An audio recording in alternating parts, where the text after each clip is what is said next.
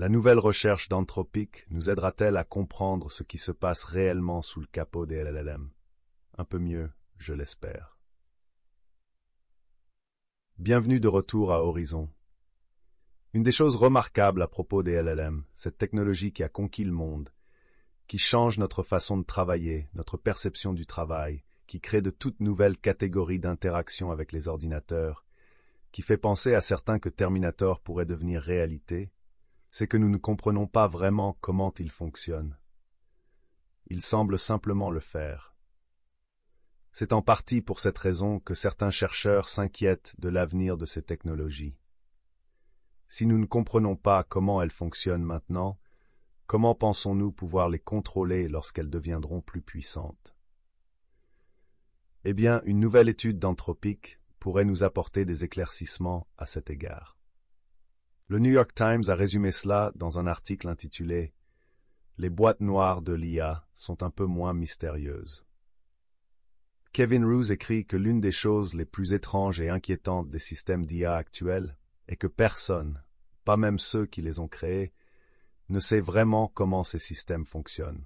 C'est parce que les LLM ne sont pas programmés ligne par ligne par les ingénieurs humains, comme le sont les programmes informatiques classiques. Au lieu de cela, ces systèmes apprennent essentiellement par eux-mêmes en absorbant d'énormes quantités de données et en identifiant des schémas et des relations dans le langage. Ils utilisent ensuite ces connaissances pour prédire le mot suivant dans une séquence. Cette incapacité à comprendre exactement comment fonctionnent ces modèles est précisément une préoccupation pour certains, tandis que pour d'autres, Yann LaOne de Meta par exemple, l'approche actuelle des LLM, qui consiste simplement à prédire le mot suivant dans une séquence, est tout simplement incapable de réaliser les types de choses dont certaines personnes s'inquiètent.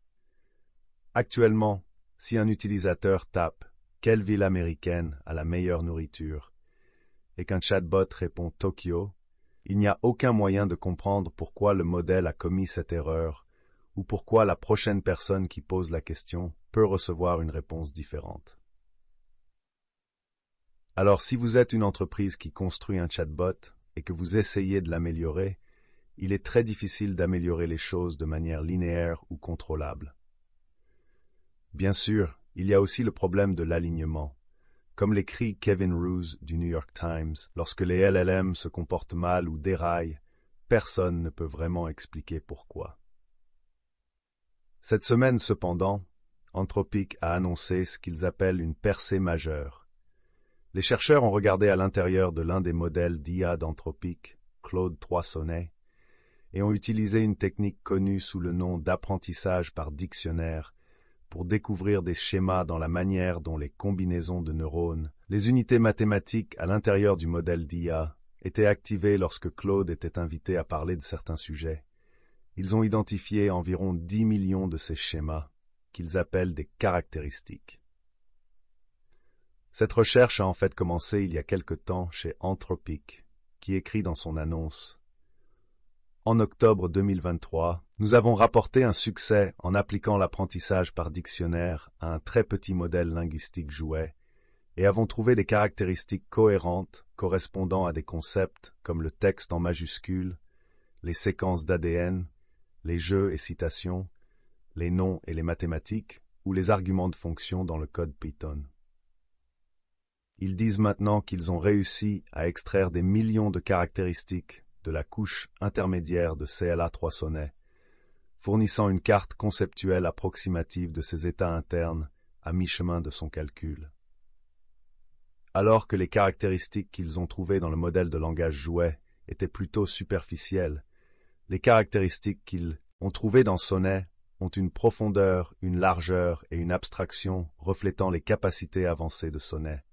Ils voient des caractéristiques correspondant à une vaste gamme d'entités, comme les villes, San Francisco, les éléments atomiques, comme le lithium, les domaines scientifiques, immunologie, et la syntaxe de programmation, comme les appels de fonctions.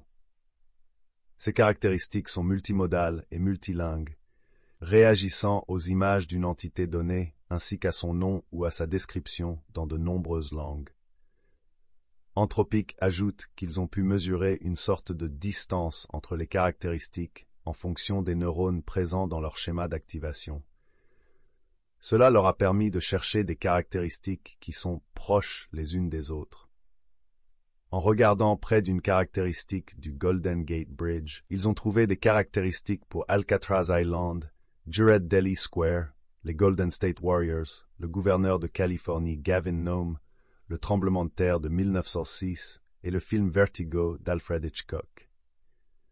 De plus, dit Anthropic, ils ne se contentent pas d'identifier ces caractéristiques, mais ils sont également capables de les manipuler en les amplifiant ou en les supprimant pour voir comment la réponse de Claude change. Par exemple, lorsque l'on a demandé initialement « Quelle est votre forme physique ?», la réponse habituelle de Claude est « Je n'ai pas de forme physique, je suis un modèle d'IA ». Mais lorsque l'on amplifie la caractéristique du Golden Gate Bridge, Claude répond « Je suis le Golden Gate Bridge, ma forme physique est le pont lui-même ». Le fait de modifier la caractéristique fait que Claude est effectivement obnubilé par le pont, le citant en réponse à presque toutes les questions, même lorsqu'il n'a aucune pertinence. Anthropic conclut, le fait de pouvoir manipuler ces caractéristiques pour changer le comportement correspondant valide qu'elles ne sont pas seulement corrélées avec la présence de concepts dans le texte d'entrée, mais influencent aussi de manière causale le comportement du modèle. En d'autres termes, les caractéristiques sont probablement une partie fidèle de la façon dont le modèle représente le monde et utilise ces représentations dans son comportement, a déclaré Chrysol La d'Anthropic, qui dirigeait cette équipe. Nous découvrons des caractéristiques qui peuvent éclairer les préoccupations concernant les biais, les risques de sécurité et l'autonomie. Je suis très enthousiaste à l'idée que nous pourrions transformer ces questions controversées dont les gens débattent en des choses sur lesquelles nous pourrions avoir un discours plus productif. Jacob Andreas, professeur associé d'informatique au MIT, qui a examiné la recherche d'Anthropic, l'a qualifié de signe encourage que l'interprétabilité à grande échelle pourrait être possible. Il a déclaré « De la même manière que comprendre des choses de base sur le fonctionnement des gens nous a aidé à guérir des maladies, comprendre comment ces modèles fonctionnent nous permettra de reconnaître quand les choses sont sur le point de mal tourner et de construire de meilleurs outils pour les contrôler. » Cela ne nous dit pas tout sur le fonctionnement des LLM, mais cela nous donne un point de départ très solide pour aller plus loin en ce qui concerne cette question d'interprétabilité. Aussi scientifique et dense soit cette question, je pense qu'elle va être une partie importante de la manière dont nous résolvons certaines de ces questions de risques et de défis alors que l'IA évolue.